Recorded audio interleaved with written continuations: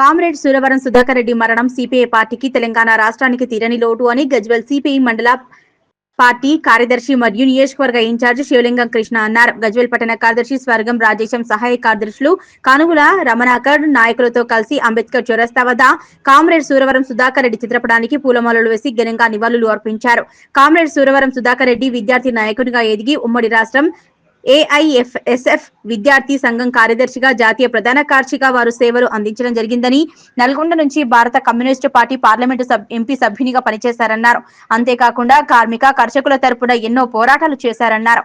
ఈ కార్యక్రమంలో గజ్వేల్ పట్టణ సిపిఐ పార్టీ నాయకులు బోన్ల సాయి, దార్స సత్తయ్య, మెతుకు కనకయ్య, బోన్ల రాజు, జరిపోదల గణేష్, మెతుకు కిష్టయ్య, పిట్ల కనకయ్య, మాదగారి స్వామి, బోండా ఉప్పల్, సింగారం భిక్షపతి, మెట్టు సీను తదితరులు పాల్గొన్నారు.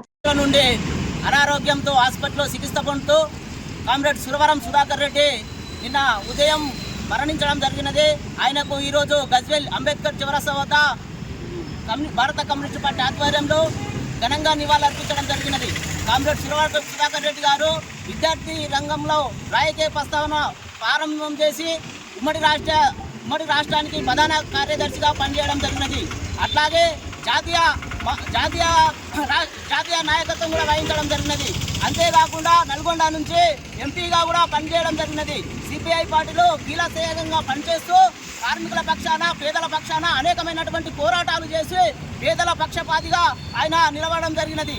అంతేకాకుండా ఉమ్మడి రాష్ట్రానికి భారత కమ్యూనిస్టు పార్టీ రాష్ట్ర ప్రధాన కార్యదర్శిగా కూడా పనిచేయడం జరిగినది. అంతేకాకుండా జాతీయ ప్రధాన కార్యదర్శి కూడా పనిచేయడం జరిగినది.